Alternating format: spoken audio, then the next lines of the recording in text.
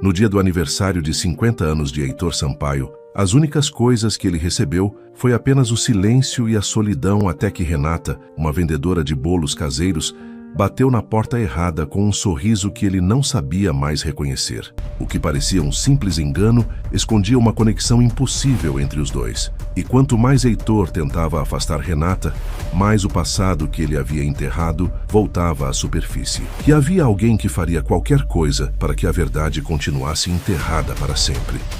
Nossas histórias têm viajado por todo o Brasil. De qual cidade você está assistindo? Compartilhe com a gente nos comentários. Heitor Sampaio ouviu a batida na porta e não se mexeu. Não era a primeira vez que alguém tentava. Entregadores deixavam pacotes no portão eletrônico. Vizinhos nunca chegavam perto. A cidade de Petrópolis havia aprendido ao longo de 20 anos que a mansão de pedra no alto da Rua das Magnólias era uma fronteira que ninguém cruzava. Mas a batida veio de novo. 3 toques firmes, como se a pessoa do outro lado tivesse certeza absoluta de que alguém estava lá dentro. Heitor se levantou da poltrona de couro, onde passava a maior parte dos seus dias, e olhou pelo monitor de segurança. Na tela de baixa resolução, ele viu uma mulher de aproximadamente 30 e poucos anos, cabelos presos num coque torto, avental com manchas de farinha, segurando com os 2 braços uma caixa de papelão branca. Ela olhou direto para a câmera, como se soubesse exatamente onde estava, e sorriu. Heitor desligou o monitor. A batida voltou. "Boa tarde." A voz dela atravessou o portão de ferro, clara e sem nenhum traço de timidez. "Eu sei que deve parecer estranho, mas eu preciso de 30 segundos. Só 30. Ele ficou parado no corredor escuro, o coração fazendo aquela coisa que ele odiava, acelerando. Não abriu a porta, mas também não voltou para a poltrona. Heitor Sampaio tinha completado 50 anos naquele dia, 14 de agosto, uma quinta-feira sem nenhuma importância no calendário do resto do mundo.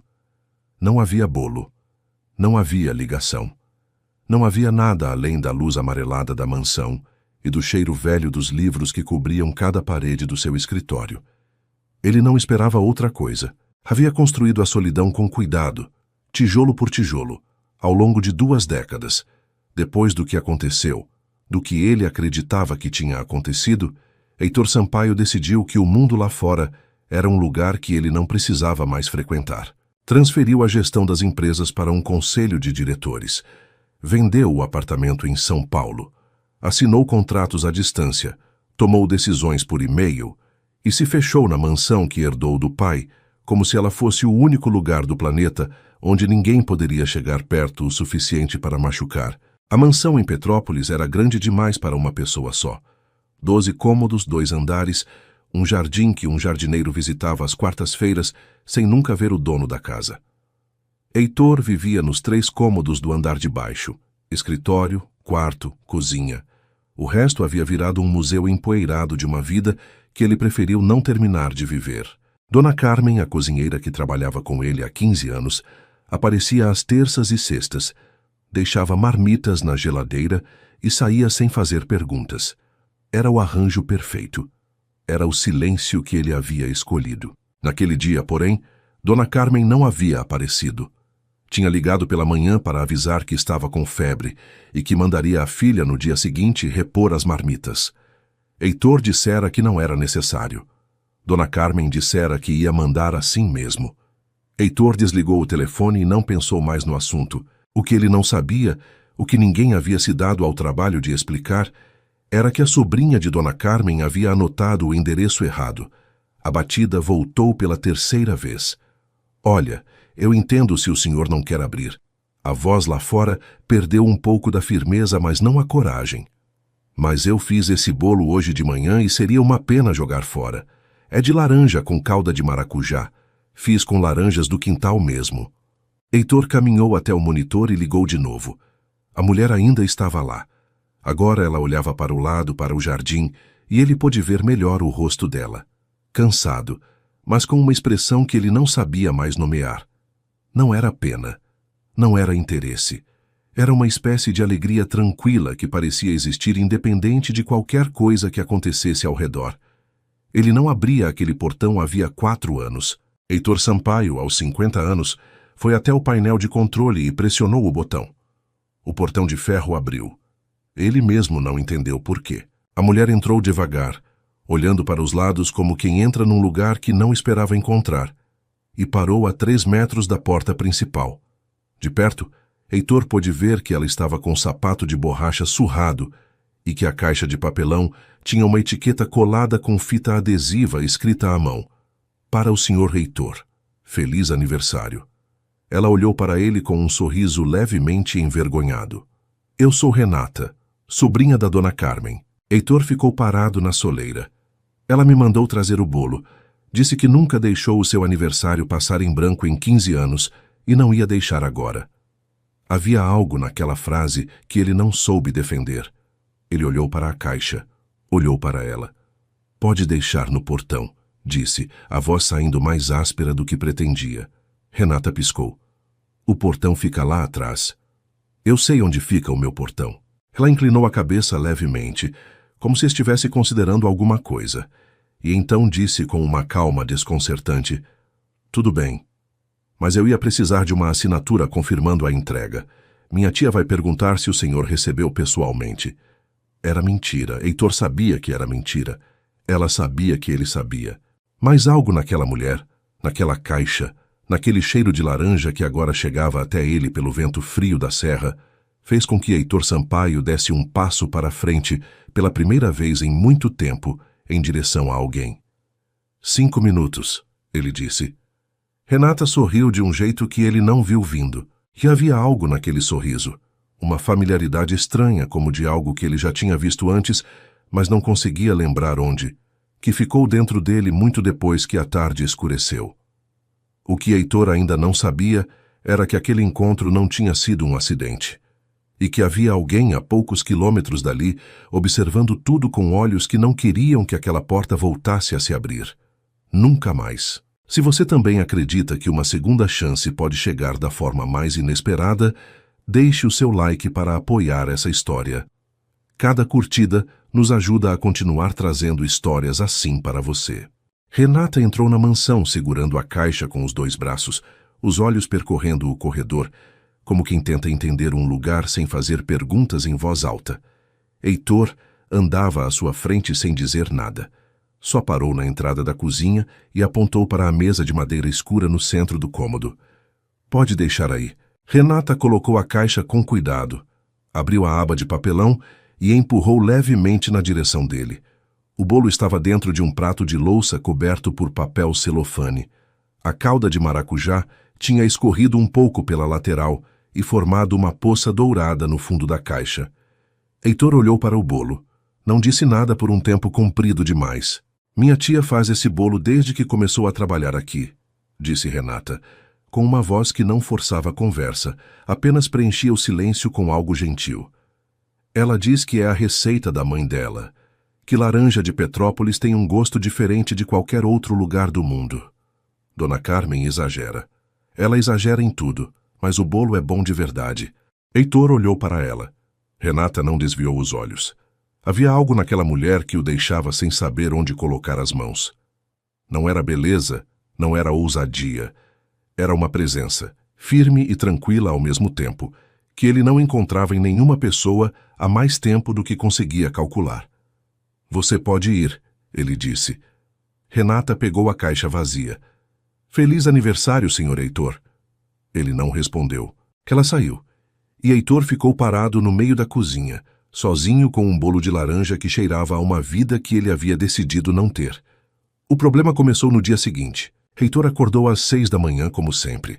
Preparou o café com os movimentos automáticos de quem repete a mesma coisa há anos e abriu o computador para verificar os e-mails do conselho. O que encontrou fez com que ele ficasse imóvel na cadeira por um bom tempo. O remetente era Dirceu Andrade, sócio minoritário das empresas Sampaio há 16 anos, homem de ternos caros e sorrisos que nunca chegavam aos olhos. O assunto do e-mail era simples. Precisamos conversar. Urgente. Heitor abriu a mensagem. O texto era curto, direto, e cada linha era uma facada diferente. Dirceu informava, com a frieza de quem pratica o que vai dizer na frente do espelho, que um grupo de investidores havia se movimentado nos últimos meses para adquirir participação majoritária nas empresas Sampaio, que o conselho de diretores, na ausência prolongada de Heitor, havia aprovado reuniões e negociações sem comunicá-lo, e que, caso Heitor não aparecesse pessoalmente para uma assembleia marcada para dali a 3 semanas, a lei societária permitia que as decisões fossem tomadas sem ele. A última linha do e-mail era a que mais doía. Você se afastou, Heitor. As consequências são naturais. Heitor fechou o computador. Ficou de frente para a janela, os punhos fechados sobre a mesa, a respiração saindo em tiras curtas pelo nariz. Lá fora, o jardim estava coberto pelo nevoeiro da manhã de serra. As magnólias brancas mal apareciam na névoa. 20 anos construindo. 20 anos de decisões certas, de empresas que cresceram mesmo à distância, de um império que ele administrava do silêncio desta casa.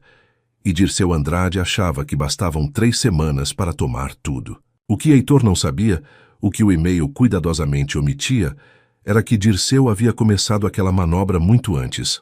Havia algo acontecendo nas empresas Sampaio que nenhum relatório enviado a Heitor havia mostrado. E havia uma razão muito específica para que ele nunca tivesse descoberto. Naquela mesma tarde o interfone tocou. Heitor não se levantou. Tocou de novo. Ele foi até o monitor com a expressão de quem espera outra entrega no portão, e ficou parado quando viu Renata do outro lado.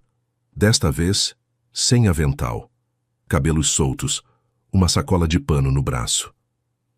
Boa tarde. A voz dela chegou pelo interfone com um chiado leve. Minha tia pediu para eu buscar o prato de louça, o do bolo de ontem. Heitor ficou olhando para a tela. Eu deixo no portão. O prato está dentro da caixa que eu deixei na cozinha? Ele olhou para o lado. A caixa ainda estava na mesa da cozinha. O prato dentro. Silêncio. Pode entrar, ele disse, sem entender pela segunda vez em 2 dias por que estava dizendo aquilo. Renata entrou. Foi direto à cozinha sem precisar que ele indicasse o caminho. Pegou o prato com cuidado e o embrulhou no pano que tinha trazido na sacola. Então, ela olhou para o bolo, que continuava intacto no centro da mesa. O senhor não comeu. Não tem o hábito. Ela virou o rosto para ele com uma expressão que não era julgamento, mas chegava perto da curiosidade. O hábito de comer bolo ou o hábito de receber alguma coisa de alguém? Heitor não respondeu. Renata guardou o prato na sacola e foi em direção à saída. Parou na porta da cozinha. Minha tia vai ficar triste se eu contar que o bolo não foi tocado. Então não conta. Ela ficou 1 segundo em silêncio. Depois disse quase para si mesma. Tudo bem, mas eu volto amanhã com as marmitas e vou trazer um garfo. Heitor ouviu os passos dela se afastando pelo corredor. Ouviu o portão fechar.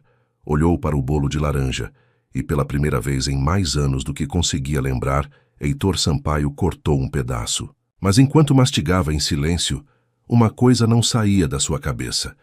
Uma coisa pequena, quase insignificante, mas que grudou nele como uma fagulha que recusa se apagar. Quando Renata foi buscar o prato, ela foi direto à cozinha sem que ninguém tivesse indicado o caminho, como se ela já soubesse onde era. Renata voltou na manhã seguinte com as marmitas de Dona Carmen numa bolsa térmica e um garfo de sobremesa embrulhado em guardanapo de papel. Heitor abriu o portão sem que ela precisasse tocar o interfone. Ela notou. Não disse nada. Entrou, colocou as marmitas na geladeira com a organização de quem sabe exatamente onde cada coisa vai e então puxou a cadeira da mesa da cozinha, sentou e colocou o garfo na frente do lugar onde o bolo ainda estava. Heitor ficou parado na soleira da cozinha. Eu não convidei você para sentar. O senhor também não pediu para eu ir embora. Ela empurrou o garfo alguns centímetros na direção dele. 5 minutos, o mesmo tempo que o senhor me deu ontem. Havia uma lógica naquilo que ele não conseguiu rebater. Heitor puxou a cadeira do outro lado da mesa e sentou. Cortou um pedaço do bolo, levou à boca. O sabor era forte, laranja de verdade, sem essência artificial, com aquela acidez que vai sumindo devagar no fundo da língua. Renata observava sem disfarçar. Bom? Ela perguntou. Razoável. Ela sorriu. Minha tia ia ficar furiosa se ouvisse isso. Por isso eu não disse para ela. Renata inclinou levemente a cabeça. E por um segundo, apenas um segundo, algo passou pelos olhos dela.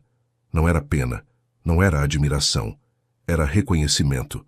Como se ela tivesse visto aquele tipo de homem antes e soubesse exatamente o que estava por baixo da casca. Heitor não gostou de ser lido assim. Você mora em Petrópolis? Ele perguntou, mais para desviar do que por curiosidade. Nasci aqui. Fui para o Rio aos 20 anos tentar a vida. Voltei tem 3 meses. Por que voltou? Ela pausou antes de responder. Às vezes, a vida lá fora cansa mais do que a gente pensava que ia cansar. Heitor olhou para ela. Havia algo naquela resposta que ele conhecia por dentro.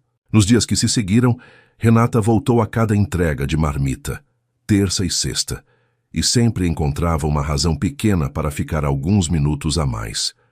Um recado de Dona Carmen. Uma instrução sobre como esquentar determinado prato. Uma vez, uma manga que a tia havia mandado do quintal. Heitor não convidava, mas também não dispensava. Na terceira visita, ela perguntou se podia usar o banheiro antes de ir embora. Ele apontou o corredor. Ela foi. Demorou um pouco mais do que o necessário. Quando voltou, havia uma expressão diferente no rosto dela. Algo que ela fechou depressa, mas não rápido o suficiente para que Heitor não percebesse. Tem muitos quartos fechados, ela disse, passando pela porta da cozinha. Não uso. Por quê? Porque não preciso. Ela assentiu devagar, como quem aceita a resposta, mas não acredita nela. Heitor ficou com aquilo na cabeça depois que ela foi embora. Não era a pergunta que o incomodava. Era o jeito como ela havia feito. Sem julgamento, sem curiosidade excessiva. Como quem pergunta porque realmente quer entender, não porque quer apontar. Ele não estava acostumado com esse tipo de pessoa. Na quinta visita, Heitor estava no escritório quando ouviu os passos dela no corredor, parando em frente à porta.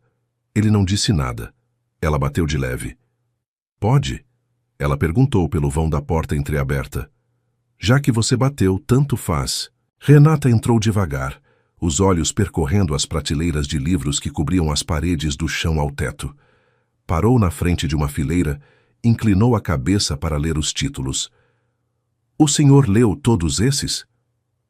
A maioria. Tem preferência? Heitor cruzou os braços. Você veio entregar marmita ou fazer entrevista?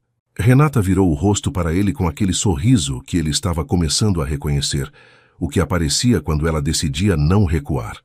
As duas coisas podem acontecer ao mesmo tempo. Heitor ficou olhando para ela por um momento mais longo do que planejava. Biografias, ele disse, por fim. Prefiro biografias, pessoas reais que erraram de verdade. Renata assentiu, séria dessa vez, porque elas não fingem que acertaram sempre. Exatamente. Silêncio. Era o tipo de silêncio que não pesa, que simplesmente existe entre duas pessoas que, por alguma razão que nenhuma delas consegue explicar, não precisam preencher cada espaço com palavras. Renata pegou um livro da prateleira, leu a contracapa, colocou de volta.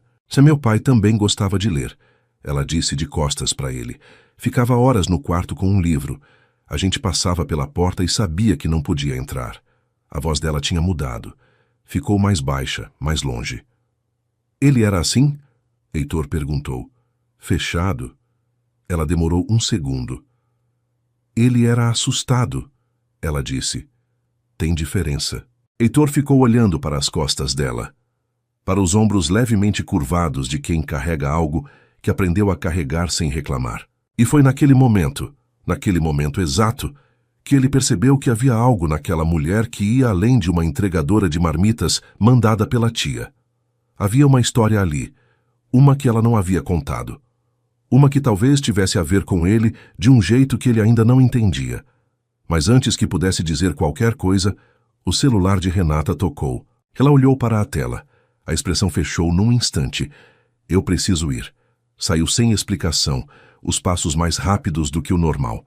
Heitor foi até a janela do escritório e a viu atravessar o jardim quase correndo, o celular no ouvido, a voz baixa demais para ele ouvir.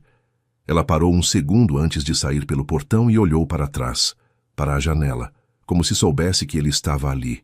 Os olhos dele se encontraram por um segundo. Depois ela saiu, e Heitor ficou parado com uma certeza incômoda se formando no peito. Aquele telefonema tinha assustado Renata de um jeito que ela não queria que ele visse. E havia alguém do outro lado daquela ligação que não sabia, ou não queria, que ela estava ali. Quem era essa pessoa? E o que ela tinha a ver com Renata aparecer na sua porta? Você já teve alguém na sua vida que chegou de mansinho e mudou tudo sem você perceber? Conta nos comentários. A gente quer ler a sua história. Renata não veio na terça seguinte. Heitor passou a manhã no escritório tentando se concentrar nos documentos que o advogado havia enviado sobre a Assembleia das Empresas Sampaio. Leu a mesma página 3 vezes sem absorver nada. Levantou, fez café, voltou para a mesa.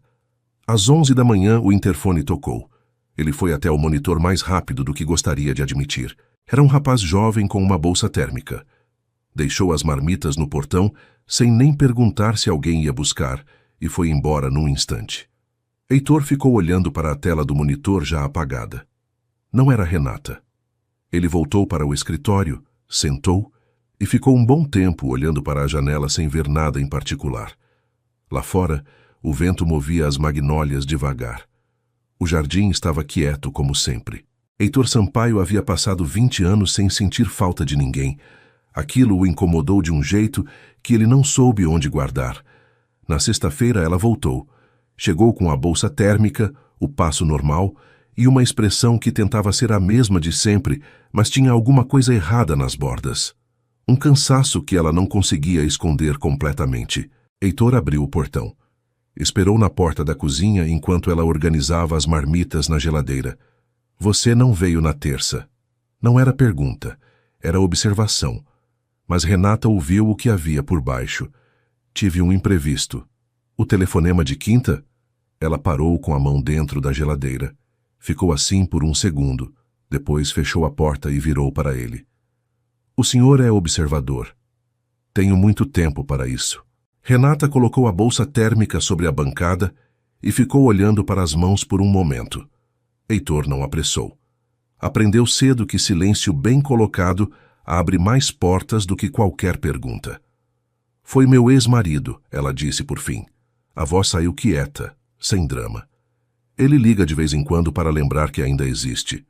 E você precisa atender? Não preciso. Mas às vezes atendo para saber o que ele quer antes que apareça sem avisar. Heitor cruzou os braços. Ele te assusta. Renata levantou o olhar para ele. Ele me cansou, ela disse, com uma precisão que era diferente de coragem.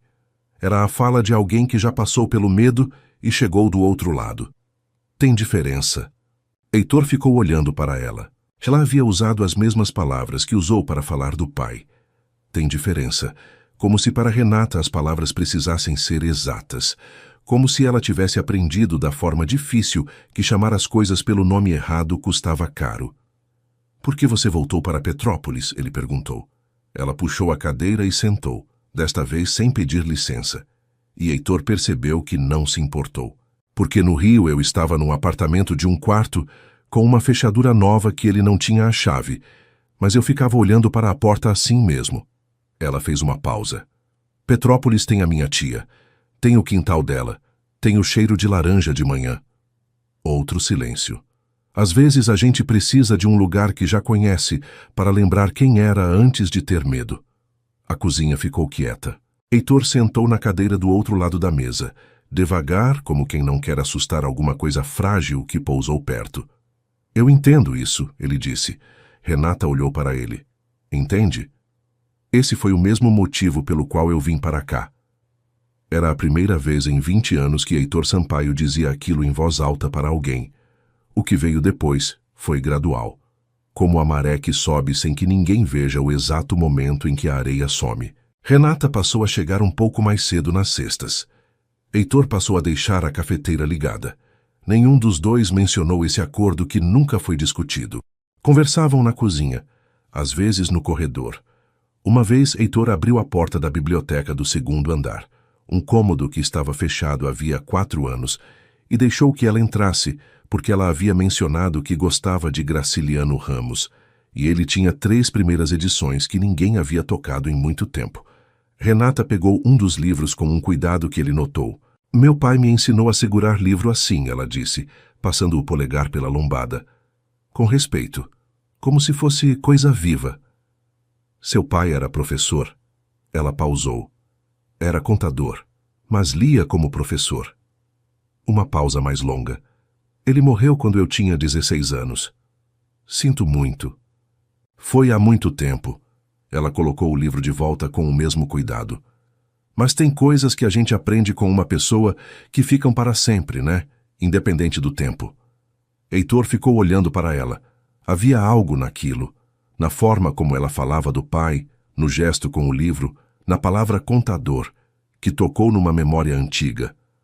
Algo que ele não conseguiu pegar direito, como quando a gente tenta segurar fumaça. Ele deixou passar. Mas ficou. Foi numa quarta-feira, dia que Renata não costumava aparecer, que ela chegou sem avisar. Heitor ouviu o interfone e foi ao monitor esperando o jardineiro, que às vezes aparecia fora do dia. Mas era Renata, de blusa simples, cabelos molhados de chuva, sem bolsa térmica.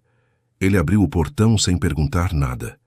Ela entrou, parou no meio do corredor e disse direto: "O Fábio apareceu." Heitor ficou quieto. "Meu ex-marido. Ele descobriu onde eu moro. Apareceu hoje de manhã na porta da minha tia." A voz dela estava firme, mas as mãos estavam fechadas com força nos bolsos da calça. "Minha tia ficou com medo. Eu precisava sair de lá por hoje. Você está bem?" "Estou." Uma pausa. Ele não fez nada. Só ficou na calçada olhando. Mas do jeito que ele olha... Ela não terminou a frase. Não precisou. Heitor deu um passo para o lado do corredor. "Pode ficar." Renata olhou para ele. Os olhos dela brilharam por um segundo. Não de lágrima, mas de alívio. O tipo de alívio de quem precisava ouvir aquilo e não sabia que precisava até ouvir. "Obrigada," ela disse. E então, num gesto que Heitor não esperava e que ele não soube como receber, ela colocou a mão brevemente no braço dele ao passar. Só por um segundo. Leve como coisa que quase não aconteceu. Mas aconteceu, e enquanto Heitor preparava café pela segunda vez naquele dia, com Renata sentada na poltrona da sala que ninguém usava há anos, ele percebeu que havia algo que ele precisava contar a ela, algo que envolvia o passado que o havia trazido até aquela mansão. Algo que talvez, de uma forma que ele ainda não conseguia entender, tivesse a ver com ela de um jeito que nenhum dos dois havia escolhido. Mas antes que pudesse decidir por onde começar, o telefone tocou. Era Dirceu Andrade. E pelo tom da voz, Heitor soube imediatamente que algo havia mudado, algo que não podia esperar, e que jogaria tudo que estava sendo construído naquelas semanas em uma direção que ele não viu vindo. "Heitor."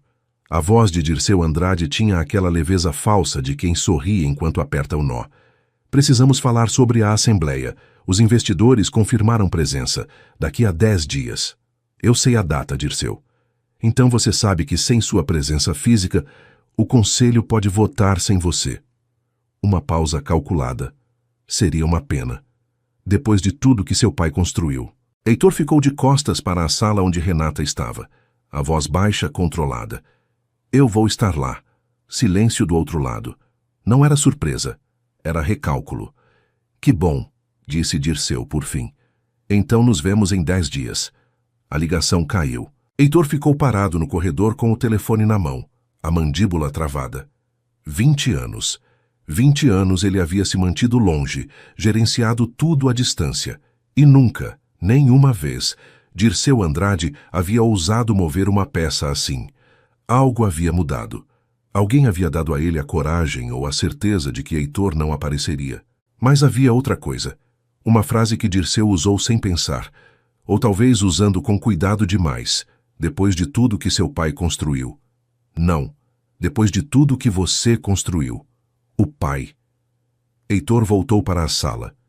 Renata estava na poltrona com as pernas cruzadas, olhando pela janela para o jardim coberto de garoa. Ela virou o rosto quando ele entrou e leu alguma coisa na expressão dele. Problema? Nada que não se resolva. Ele sentou no sofá do outro lado. Ficou um momento em silêncio, os cotovelos nos joelhos, olhando para o chão. Então disse sem planejar: Você mencionou que seu pai era contador. Renata ficou quieta. Era. Contador de empresa ou autônomo? Ela piscou. A pergunta havia saído de um lugar que ela não esperava. Por que isso importa? Provavelmente não importa. Heitor levantou o olhar para ela. Como ele se chamava? O silêncio que veio depois foi diferente dos outros, mais pesado. Renata descruzou as pernas e ficou com os 2 pés no chão, as mãos quietas no colo. Antônio, ela disse. Antônio Freitas. A sala inteira pareceu diminuir. Heitor ficou olhando para ela sem piscar. O nome bateu nele como bateu porque era um nome que ele havia tentado esquecer por anos. Um nome que aparecia nos documentos antigos que viviam numa pasta no fundo da gaveta do escritório, numa pasta que ele não abria desde que chegou àquela mansão. Antônio Freitas, que trabalhava para as empresas Sampaio. Ele disse. Não era pergunta. Renata endireitou o corpo devagar. Como o senhor sabe disso? Heitor se levantou. Saiu da sala sem dizer nada, foi ao escritório, abriu a gaveta do fundo e trouxe a pasta. Antiga, com as bordas desgastadas, o elástico ressecado. Colocou sobre a mesa de centro na frente de Renata. Ela olhou para a pasta. Olhou para ele. Abre, ele disse. Renata abriu. Eram documentos de 16 anos atrás. Relatórios internos. Memorandos. Uma carta timbrada com o nome das empresas Sampaio. E no rodapé de cada folha, a assinatura do contador responsável. Antônio Freitas. A mão dela parou numa das folhas. Meu pai trabalhou para sua empresa por 11 anos. Era o contador-chefe da filial de Petrópolis. Heitor sentou de volta no sofá. A voz saía pesada, como de quem carrega algo há tempo demais. Quando eu tinha 30 anos, houve um escândalo. Dinheiro desviado da empresa. Meu pai ainda era vivo, estava doente, e alguém usou o sistema dele para mover os valores. Quando a auditoria veio, encontraram o nome de um único responsável nos registros. Renata estava completamente imóvel. Antônio Freitas, ela disse. Sim, mas meu pai não fez isso. A voz dela não era grito, era certeza. Eu sei que não fez. Ele morreu achando que todo mundo acreditava que ele era culpado. Ele morreu com isso. Eu sei que ele não fez. Renata levantou o olhar para ele de uma vez. O quê? Heitor ficou olhando para ela. Eu sempre soube que seu pai não fez. Os registros foram manipulados depois. Eu descobri 3 meses após a morte dele quem havia feito de verdade. Ele pausou. E quando fui confrontar essa pessoa, recebi uma ameaça tão clara que entendi que se eu ficasse em São Paulo em qualquer lugar acessível, eu não estaria seguro. Então vim para cá. E fiquei. O silêncio que se seguiu foi o mais comprido de todos. Renata tinha os olhos marejados, mas a expressão não era de choro. Era de uma pessoa que passou anos carregando uma injustiça e de repente vê alguém confirmar que ela sempre teve razão. Quem foi? Ela perguntou. Quem fez isso com meu pai? Heitor abriu a pasta numa das últimas páginas, apontou para um nome. Renata leu. E então tudo se encaixou de uma vez. O motivo pelo qual Dirceu Andrade estava movendo a Assembleia agora. O motivo pelo qual ele havia esperado 20 anos. O motivo pelo qual, agora que Heitor havia aberto o portão para alguém, agora que havia uma pessoa entrando e saindo daquela mansão, Dirceu havia se mexido. Ele sabia que Renata estava aqui, e ele sabia quem ela era. O interfone tocou. Heitor e Renata se olharam. Ele foi ao monitor da sala. Na tela, um homem que ele nunca tinha visto, jovem, ombros largos, expressão que não pedia permissão, estava parado no portão. Atrás dele, um carro escuro com vidros fechados. Quem é? Perguntou Renata, que havia se levantado. Heitor olhou para ela. Você conhece esse homem? Ela se aproximou do monitor. Ficou rígida. É o segurança do Fábio. Heitor virou para ela. Seu ex-marido trabalha para Dirceu Andrade? O rosto de Renata ficou branco. Eu não sabia, ela disse. A voz finalmente quebrou um pouco. Eu juro que eu não sabia. Heitor ficou olhando para ela por um segundo. Para os olhos dela, que não escondiam nada. Para a forma como ela havia segurado aquela pasta como se fosse o único documento que provava que o pai dela havia sido um homem honesto. Ele tomou a decisão naquele instante. Pegou o telefone e discou para o advogado. Preciso que você venha agora. Traga os documentos originais da auditoria de 2008. Uma pausa. Sim, todos. E liga para a polícia antes de vir. Desligou. Virou para Renata. Você ficou quieta 20 anos esperando alguém provar que seu pai era inocente. Ela assentiu, os lábios pressionados. Então a espera acabou. Se você chegou até aqui e sentiu que a justiça precisa vencer, se inscreva no canal para não perder o final dessa história. Clica em inscrever-se e ativa o sininho. A gente traz histórias como essa todo dia para você. O advogado chegou 40 minutos depois. O nome dele era Geraldo Peixoto, um homem de 60 anos com pasta de couro gasta nas alças e o hábito de falar devagar, como quem tem certeza do que diz. Heitor o conhecia há 20 anos. Era o único homem de fora ao qual ele ainda atendia pessoalmente. Geraldo entrou, cumprimentou Heitor com um aperto de mão firme, olhou para Renata sem fazer perguntas e abriu a pasta sobre a mesa da sala. Os originais estão aqui, ele disse, organizando os documentos em fileiras. Auditoria de 2008, registros de movimentação, e isso, ele empurrou uma folha separada para o centro da mesa. É o laudo pericial que você me pediu para guardar na época, o que prova que os metadados dos arquivos foram alterados depois da data original de lançamento. Renata se aproximou da mesa. Isso prova que meu pai não alterou nada? Geraldo olhou para ela. Prova que alguém entrou no sistema depois e inseriu o nome dele nos registros. O seu pai assinou documentos legítimos. O que foi feito com esses documentos depois, sem o conhecimento dele, é outra história. Ele pausou. Uma história que agora tem nome, data e prova técnica. Renata ficou olhando para aquela folha por um tempo longo. Heitor ficou observando o rosto dela. O momento em que a verdade pousa de vez, não como surpresa porque ela sempre soube, mas como confirmação, é um momento que tem um peso próprio. Ele viu aquilo acontecer nos olhos dela, silencioso e imenso, como quando a chuva para depois de muitos dias, e o silêncio que vem depois parece mais barulhento do que a chuva. O que acontece agora? Ela perguntou, a voz firme. Agora, disse Heitor. A gente vai à Assembleia. Dirceu Andrade chegou à sede das empresas Sampaio em São Paulo, com o passo de quem já assinou mentalmente todos os documentos. O salão da Assembleia estava cheio, conselheiros, investidores, advogados dos dois lados, assessores enfileirados nas cadeiras de trás. Era o tipo de reunião que Dirceu havia imaginado presidir. Ele entrou, cumprimentou as pessoas certas e foi para a cabeceira da mesa. Foi quando viu Heitor Sampaio sentado no lugar que era dele. Dirceu parou. Heitor estava de terno escuro, expressão fechada, as mãos sobre a mesa como quem chegou primeiro e não pretende sair. Ao lado dele, Geraldo Peixoto organizava documentos com a calma de quem tem tempo de sobra. Heitor. A voz de Dirceu saiu mais alta do que ele pretendia. Eu não esperava te ver aqui pessoalmente. Eu sei. Heitor apontou para a cadeira do outro lado. Senta, Dirceu. O que aconteceu nas 2 horas seguintes não foi um confronto de gritos. Foi pior para Dirceu. Geraldo apresentou os documentos folha por folha.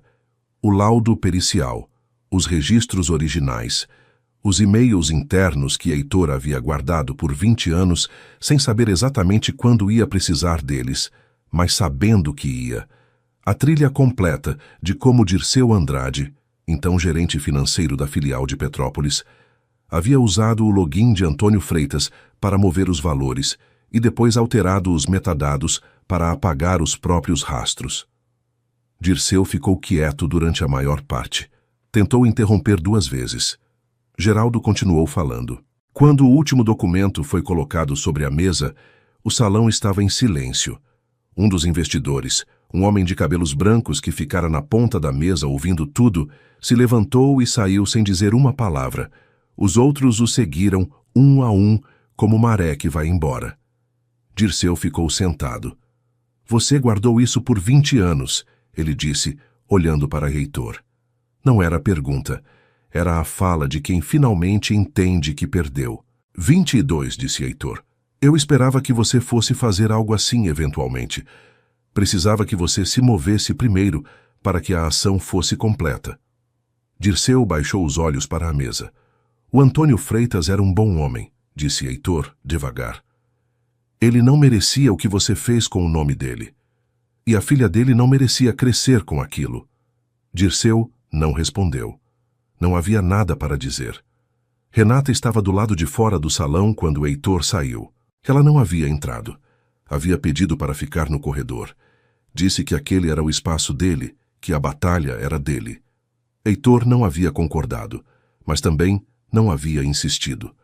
Agora, ela estava parada perto da janela que dava para a Avenida Paulista lá embaixo, os braços cruzados, olhando para a cidade que ela havia deixado 3 meses antes com medo de um homem e uma fechadura nova.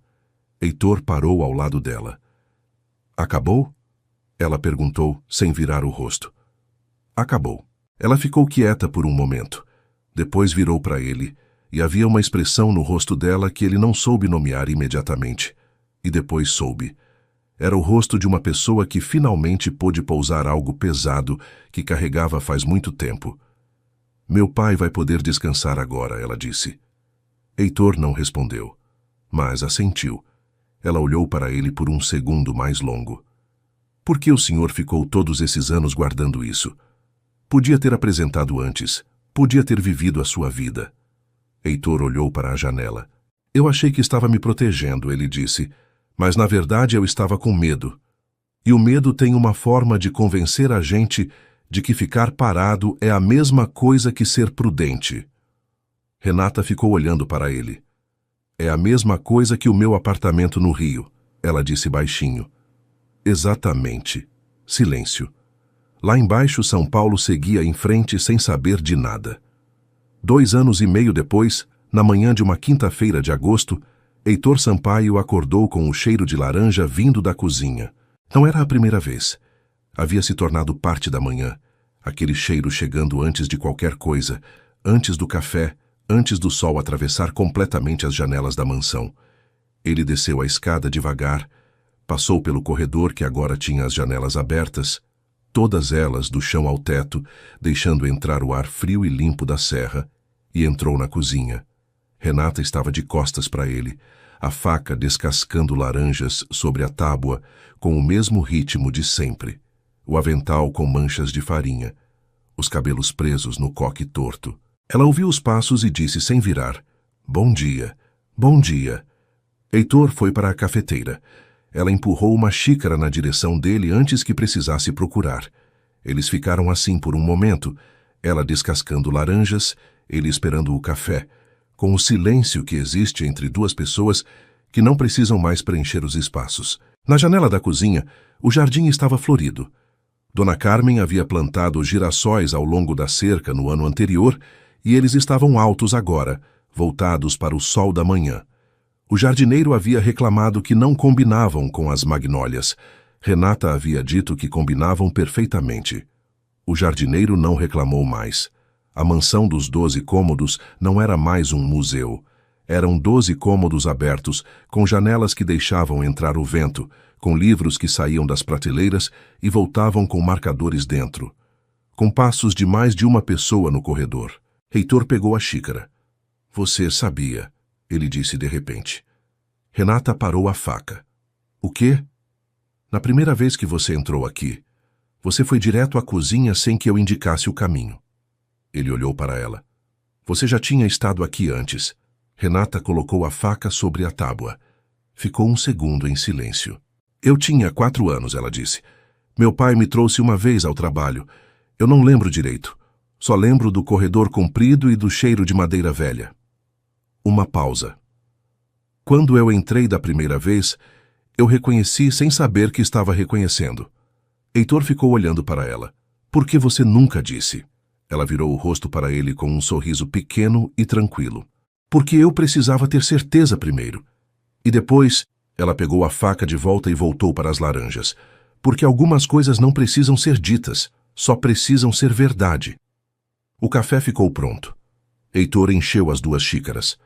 Colocou uma ao lado de Renata sem que ela pedisse, e na mesma cozinha onde um bolo de laranja havia chegado numa caixa de papelão 2 anos e meio antes, numa quinta-feira de agosto, sem nenhuma importância no calendário do resto do mundo, Heitor Sampaio fez 53 anos sem perceber que estava sorrindo. Se você chegou até o final, já se inscreve no canal e escreve nos comentários até o fim, para eu saber que você assistiu essa história até o final.